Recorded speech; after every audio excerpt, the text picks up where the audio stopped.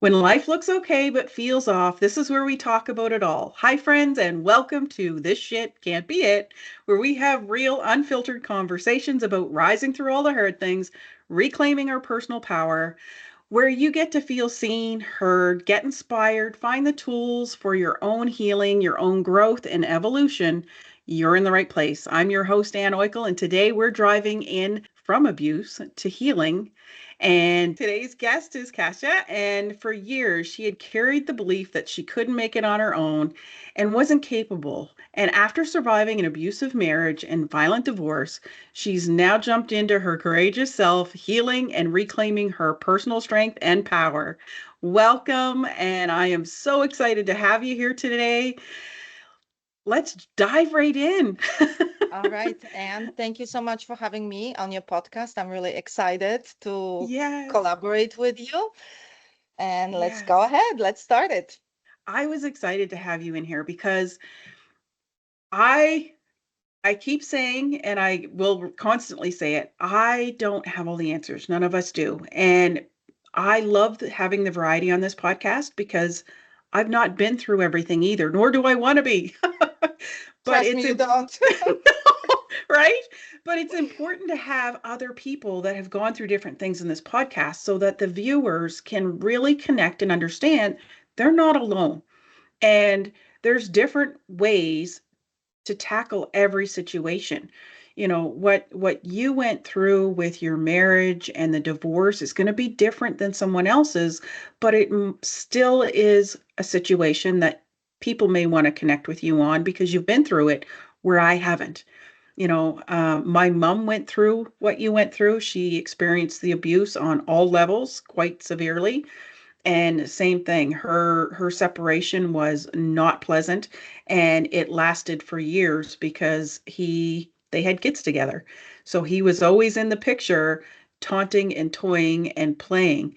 So for you, before we dive into what you went through, what was life before what was life like before you entered that abusive relationship and had to go through that nasty divorce? What was your life looking like at that stage?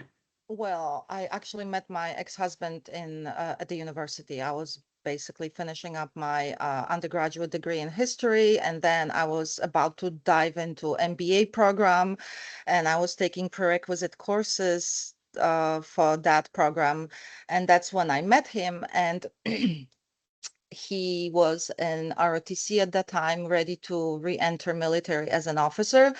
And of course, it was college love. It was all wonderful. In the beginning, everything always is Right? until it isn't. And of No. course, I thought I was going to have a wonderful life, with him, and we were very much in love, and we were planning on having family, and we did, and we did. And I mean, life was challenging because the military lifestyle is different It's a from different any other beast. lifestyles. Yes, different beast, but I was ready to take on this challenge, and I really appreciated everything that I had. And when things started getting challenging because of the stress levels, and then when we started having a first child, then the second child, and moving from place to place, the deployments, the TDYs, which is the temporary duties that military has to go to, that became very strenuous and stressful. And even though I had my education and I was trying to get my career going on, it wasn't easy simply because of his very challenging career and us already having two children. And I've decided, you know what, it's better if I just stay at home and raise them because there is really no room for me to have a career right now. And luckily, I didn't have to work, but maybe now that I'm thinking about it, this wasn't the best decision that I made at that time. And as much as grateful I was for having this luxury of raising my children and not worrying about, money, There were other issues that came into play. And obviously, when my marriage ended, that was particularly challenging.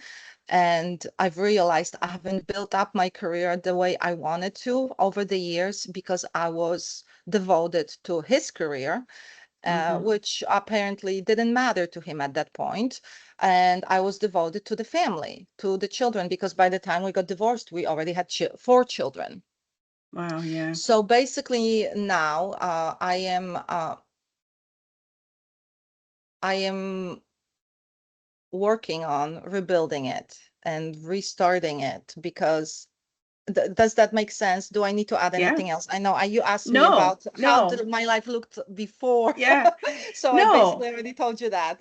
Yeah, no, that's beautiful because you're right. And the rebuilding, I don't believe it ever ends because we're human beings and we're here for evolution.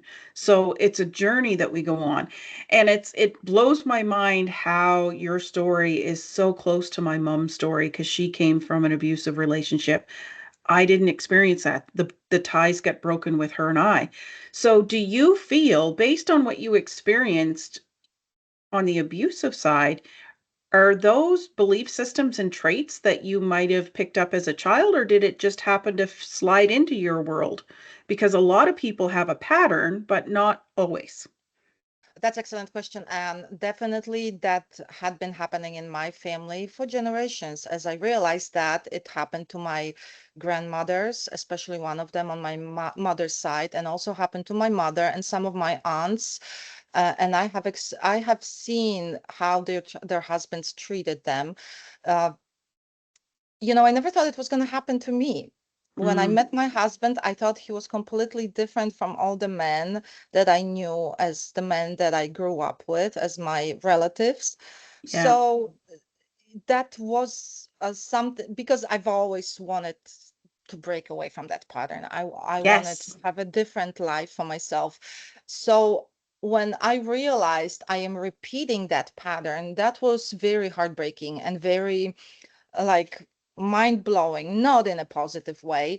And Mm, I've realized, oh my God, I have so much work to do. I need to do something because I already had daughters at that point, and I've realized I am going to pass it down to the next generation, and I don't want that. So that's when I started digging deeper into, all kinds of modalities, like we talked about meditation right yes. before we started. Yes. And I've started searching, looking, and reading a lot. I even hired a life coach at that time, and she was my coach since 2018 until 2020 23. So it was a Wow. long relationship with that coach. Nice. And this person has helped me realize that I wasn't living the life that I wanted to, that I needed to Oh, break away from these patterns. And the best course of action for me was to break away from my marriage, unfortunately, because it was abusive at first. It was emotionally, mentally, then it became, um, um, it was physically at the end. It was financially abusive. Basically, he was mm, withholding resources from me and yeah. doing everything to stop my progress or slow down my progress. So that and that had happened to women in my family before. And I'm thinking to myself, that shit is not going down the generational line. No way, no way. Yeah. So that's why I'm here. And now I'm ready to speak about it. I'm ready to talk about it. And if I can help one woman out there to get over what she may be going through, and if it's anyway similar to what I had gone through, it's good. Yes, 100%. And I'm glad that you recognize that it is a generational pattern and it's got to be broken because that it got broken between me and my mother as well. So she, very similar to your story, had an abusive upbringing. It was, and back in those days, it was quite common for men to be quite dominant. So it wasn't always recognized as abuse back then, but when she met her first husband, same thing. I said to her, I said, how, because she preached to me my entire life to never put up with it. Stand on my own 2 feet, be independent, don't rely on anyone, like ingrained it to the point where it was detrimental on the opposite side of I struggled to ask for help when I needed it. So, we experienced and had to find balance on the two And extremes. right, like they raise us to be independent and they Yeah. tell us don't rely on anybody. But then when we are in these situations, when we do need help and we need to rely on the circle of friends or Yep. colleagues, we don't know how to reach out for help. And that No. is just, we are stuck in this, 20, 100%. like what is it called? Catch 2020, Catch right? 22. Yeah. Right, 1022. Sorry, Yeah. I forgot. Anyway, that's how I was. And Yeah. even though I was in these military wife circles very often, and we are very supportive of each other, and that is very, very good. And uh, that is like wonderful environment to be in. I still didn't know how to reach out for help and ask some of the women who were mothers and just say, okay, can you watch my kid for an hour or two because I have to Right. do something. Yep. So it's hard to like it's a trauma response when we It don't know is. how to ask for help, how to reach out for help when we Yep. reach the point when we need help, because we've been trained to rely on ourselves so much. 100%. And it Hmm. even impacted my business, which I just started over the last couple of years. And it's taken a long time to get me to the point of even starting because even I'm going to say up to about a year ago, I even struggled.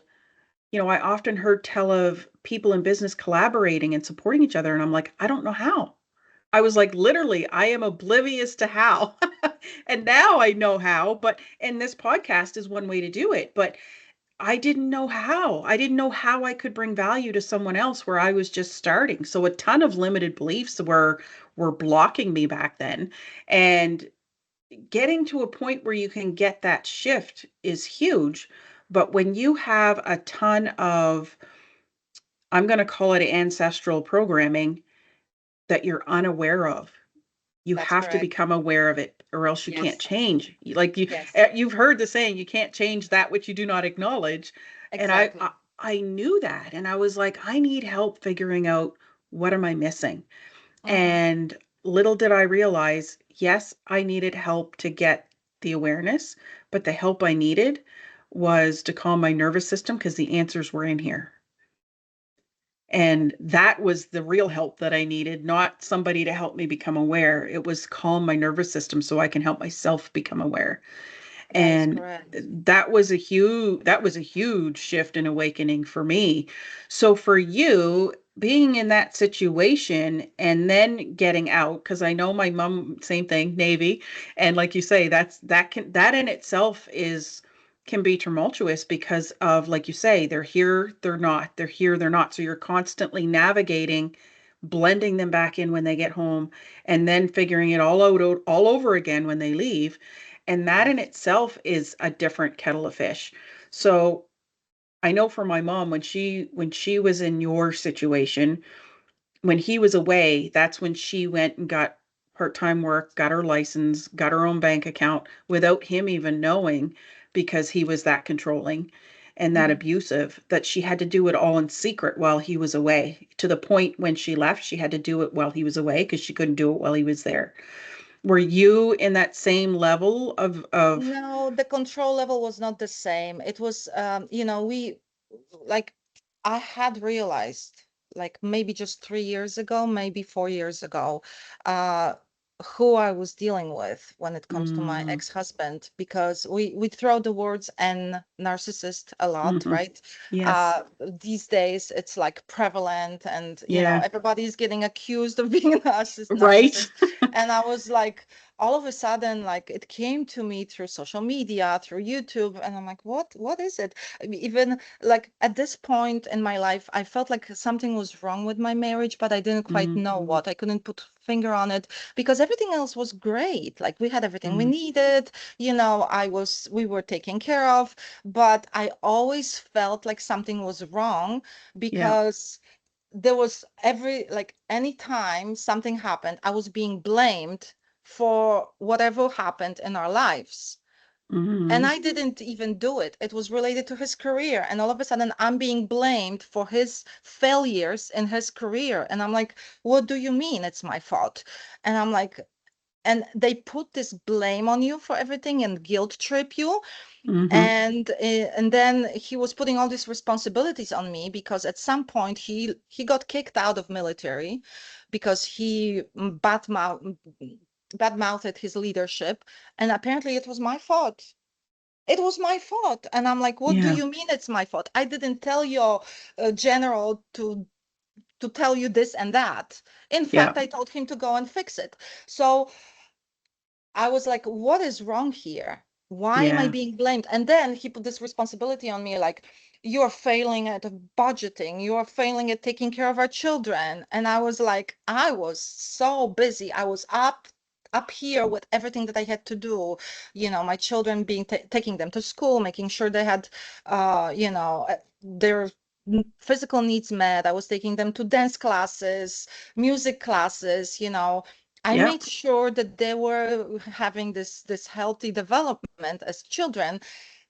So I was at capacity with 4 kids, and he came home and he was telling me the house wasn't organized to his standards.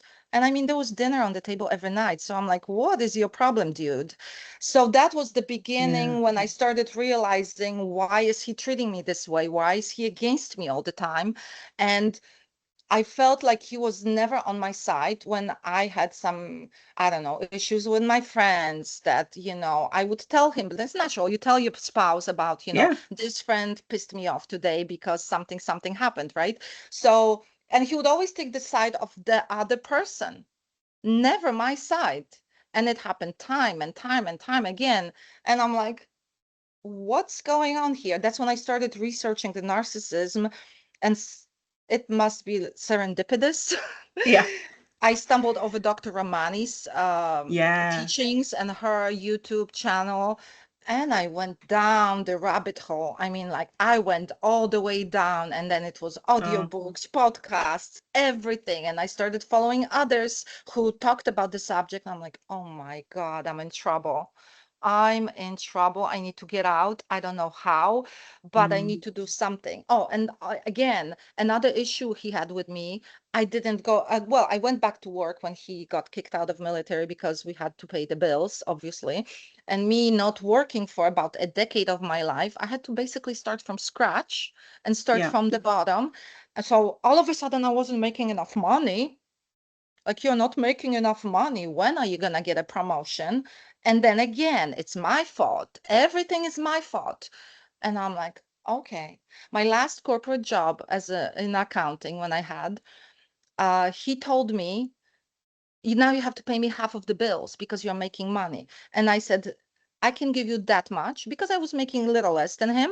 Not that much, but a little less. So I was giving him my portion of the money for the bills. So he came back with his spreadsheet and Oh, told wow. me, you are short $700 per month, so you need to make more money. When are you going to get a promotion? Wow. So that's how he behaved. And then when I got laid off, unfortunately, with others in my company, and that happens a lot to people, Yep.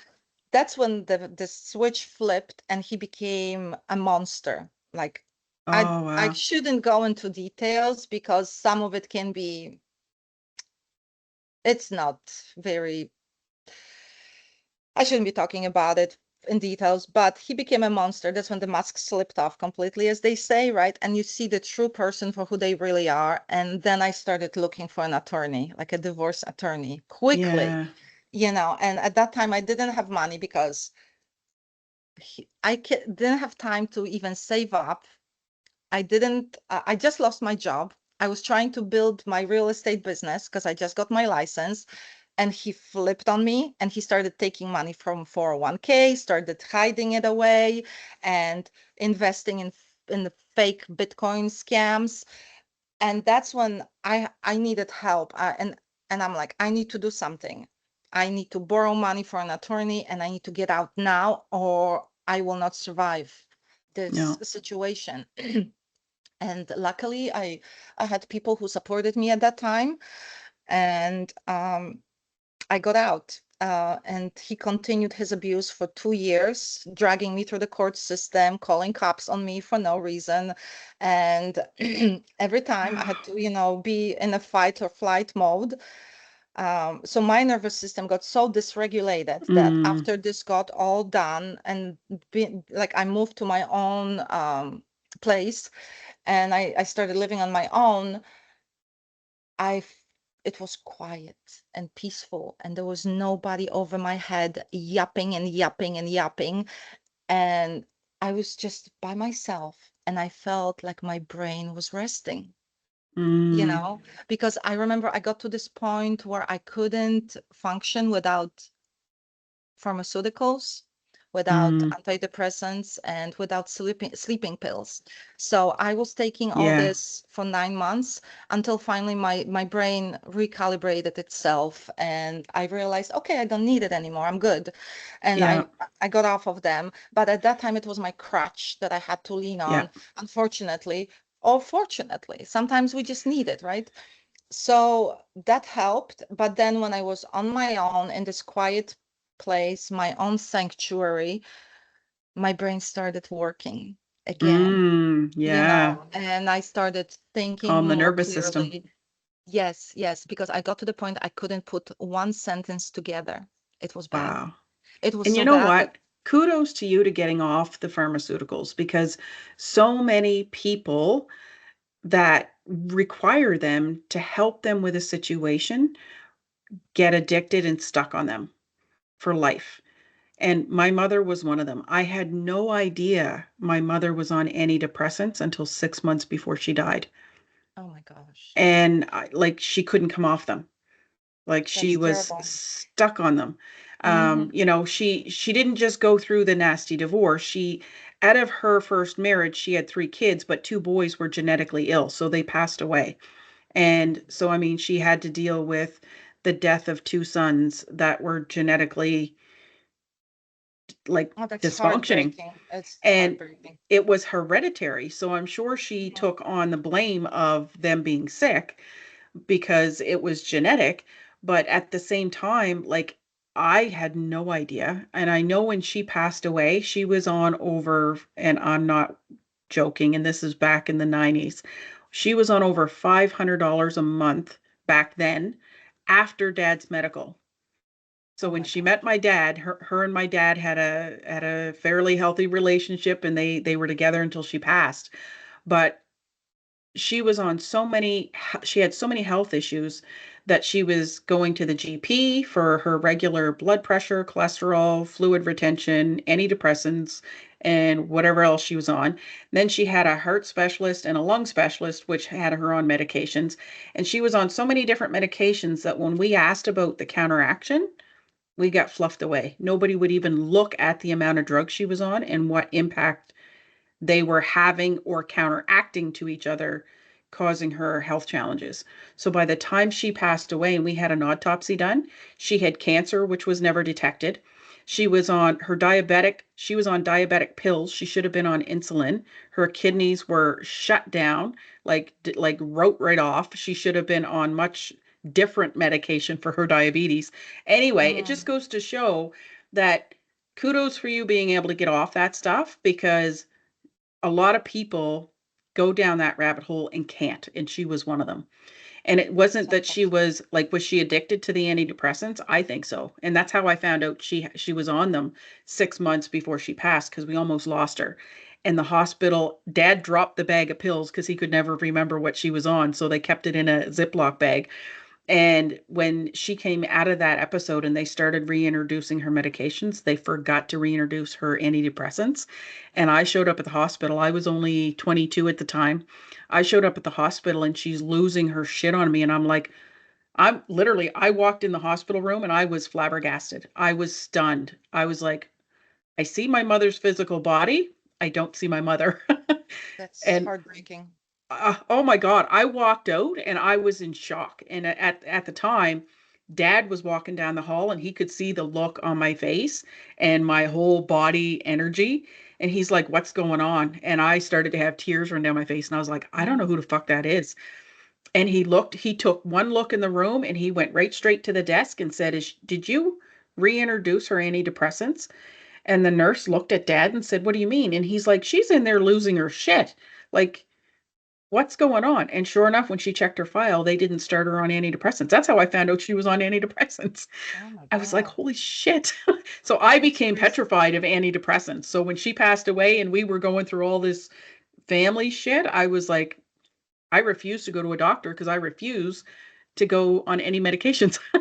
Yes, that can be tricky. Yes. And Yeah. it's unfortunately some people don't know how to get off of them. Yeah. And plus there are so many side effects. I mean, there's a help that comes with it, but the side effects unfortunately are there as well. Yeah. So there's it's a balancing act. And I don't know Hmm. how I ended up getting off of them. I guess my brain just worked itself, worked Yeah. its issues out, but I understand how people can get addicted to it, and Mm. that's very heartbreaking what happened to your mother. Yeah. Yeah. And it happens to so many people even nowadays. It So does. what was your turning point? You got free, you got rid of the medications, which was awesome. Yes. What was your turning point at like within that point where you realized that okay, there's more to this than meets the eye?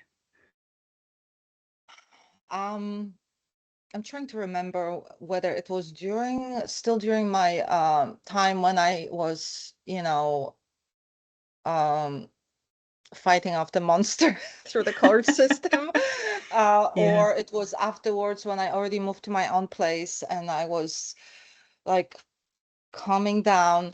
I can't really quite remember when it happened, to tell you the Mm, truth, but it's I a remember journey. that it is a journey. It just happens Mm, slowly. It happens like you get one epiphany at a time, and sometimes it's a very mm, small one, And I remember that actually, I think a lot had changed when I moved to my new place by myself, because that's when I started realizing how many people in my life, um, not just my ex-husband, but there were other people who were basically trying to take me down or stab me in the back or take advantage of me one way or another. And I had to let some people go from my mhm, life because I started to see clearly. I'm like, okay, you are manipulating me. You are trying to take advantage of me because you see value in me one way or another, because I can do something for you or whatever. And that's when I started seeing things like I had like epiphany after epiphany, and I cut one person out, second, third. I don't yeah. remember how many people, but they're no longer in my life.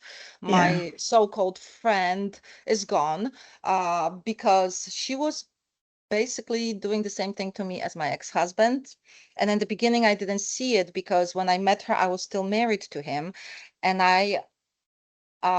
you know how they are. They try to charm you, they try to lure you in, try to pretend like they're your friends or they have your best interest. And that is not true. They're just manipulating, they're wearing a mask, and eventually the mask slips off. And her mask slipped off too. And I realized, like, okay, you're just like my ex-husband, you need to Yeah. go. And that was like point in my life. It was just this last February, so it wasn't long ago. After 5 years of friendship, I realized, you don't fit in my life any longer, Mm, because I am not the same person that I was when I met you. And clearly you don't have my best interest in like I am a very loyal person. Like I do care about people when I feel like, they're my relatives, or like even when it was my ex-husband or my friends, but I didn't feel like I was getting the same reciprocity from them or the same care. I basically felt used and then mm, abused, whether it was, emotional, verbal.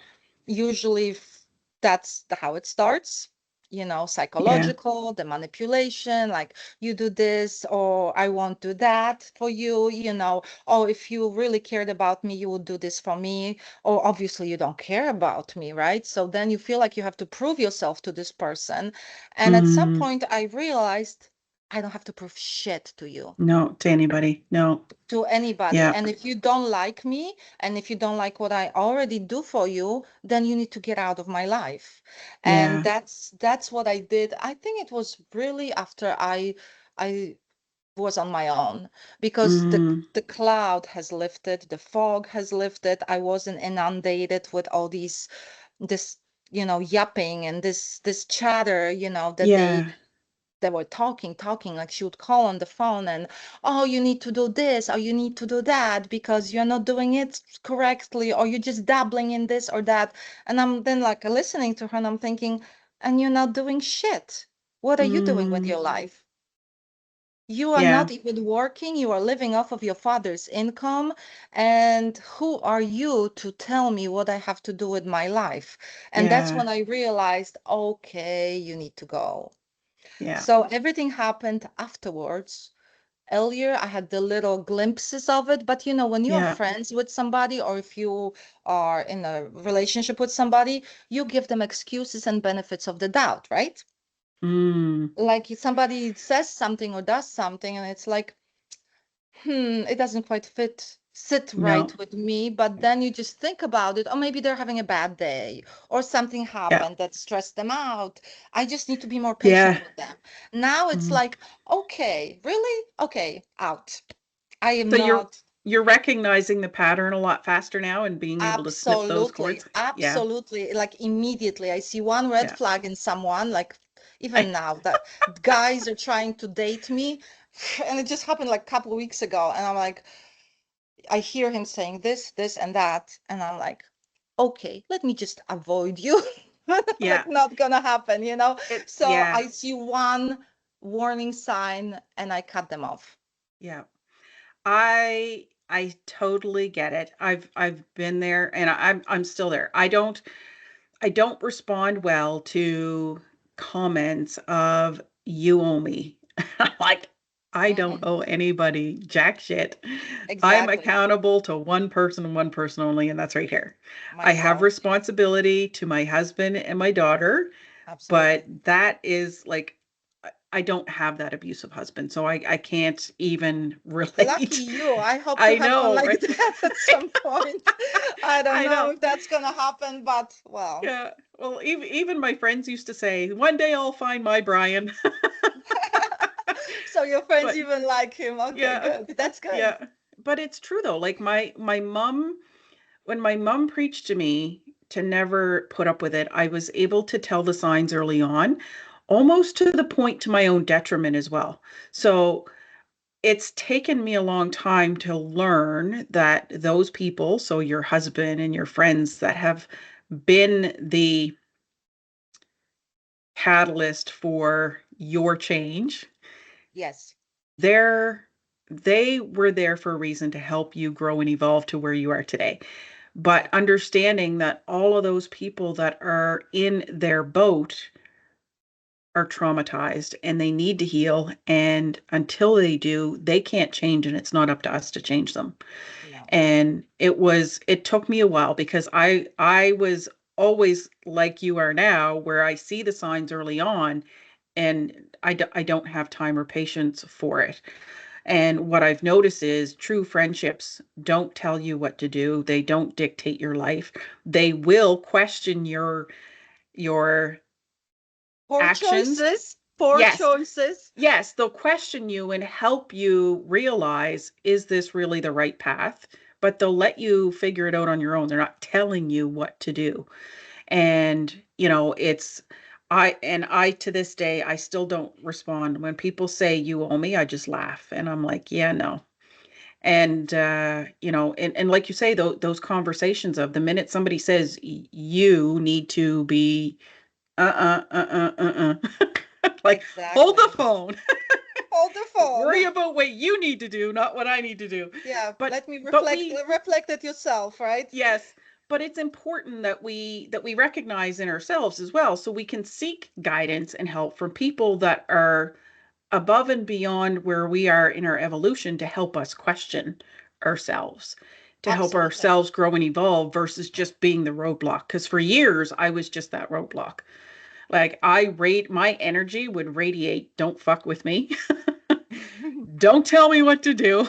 Don't put me in a box.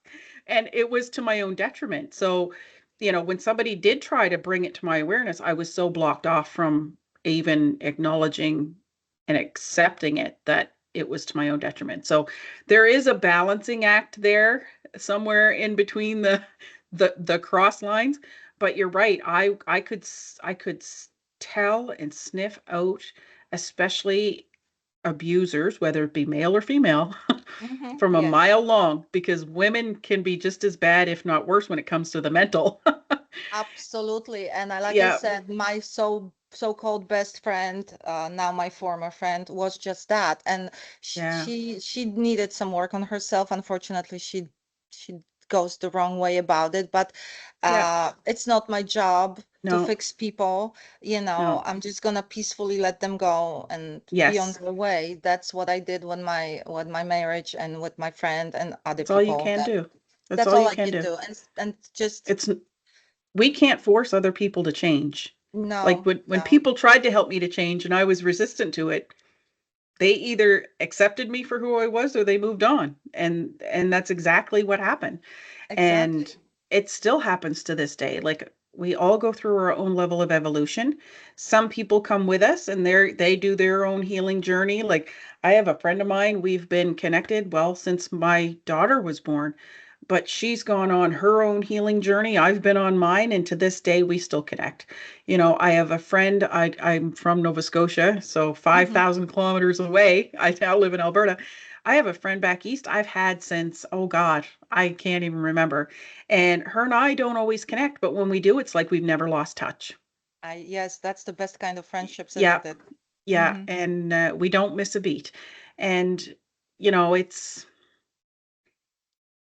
it's hard to put into words until you experience authenticity like that.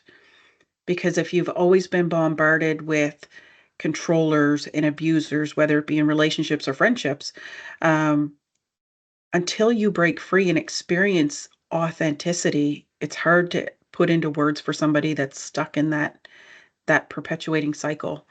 Right. So for you, what advice would you give somebody that has a lot, because you didn't just have it in your marriage, you had it in your friendships as well. So clearly there were patterns within yourself that was drawing that energy in. What advice would you give somebody going from that point to where you are now?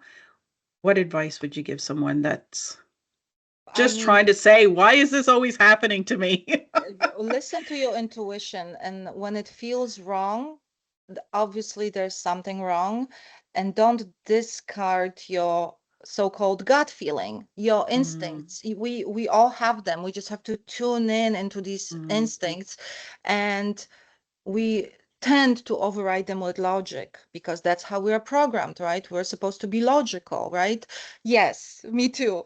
But I I would advise, if something feels off about a person in your life, about the comment they made or whatever they did, and then they try to make an excuse, they don't apologize, and it doesn't sit well with you, you need to go in and think about it. Do you want to continue relationship with this person? Because it's not going to get better if you sweep it under the rug, and it will continue on, and the problem will get bigger and bigger and bigger until it will blow up in your face, like it blew up in my face a few times because I was giving these people benefits of the doubt, and I excused their poor behavior time and time again. And until finally I said, okay, enough is enough. You crossed the line, you are out of my life. Don't discount your intuition ever. Never. Listen to it and act on it as soon as you recognize, okay, this is the pattern. This person was doing this. They're doing it again. Trust me, they're going to do it again just to push and see how far they can push you. Don't let them push you. And that's the fundamental, that's mm. the fundamental advice I would give. Nice. Yeah. No, it's true because I can relate to not tapping into my intuition and living in constant logic. It causes resistance. It does. It does. And Yeah. it's sad because we are so programmed to be logical, to Yeah. think rationally, and not to be connected to our spiritual selves, that it's disservice. Yep. And I remember the coach that I hired from 2018, like I mentioned, to 2023, I think it was. I quite don't quite remember. She had opened my eyes on all these, things, how we need to tune in, recognize our intuition, and basically listen to Trust it. yourself, because you already know, you just don't want to admit it, you don't want to acknowledge it. Just listen, Yeah. and the knowledge will come to you. Yeah. That's powerful. Hmm. Yeah. That's awesome. Well, thank you so much, my love, for joining me. This has been Thank you. awesome. I so love these conversations because, like I say, you bring perspective I don't have. And it's Hmm. important that our listeners get all the various types because there is no right or wrong. There's just a path. And if they can relate to everything you're talking about, then so be it. I'm going to have the links that you've shared in the description below of this podcast, whether it be on YouTube or Spotify, it'll be in both. So if anybody wants to connect with you, they certainly can. So Yes. thank you so much for joining me today. And remember, everybody, breathe deep. Thank you, Anne. Thank you for having Thank me. And you. yes, my goal and my life's purpose is to help women like myself to find themselves all over Mm, again after these kind of life experiences. And I will be their advocate, their coach, their support, because we can't do it all alone. It's too no. difficult. We need It is support. very, yes, absolutely. Wonderful. Well, thank you so much, my dear. Take care, everybody, and we'll talk again Thank soon. you.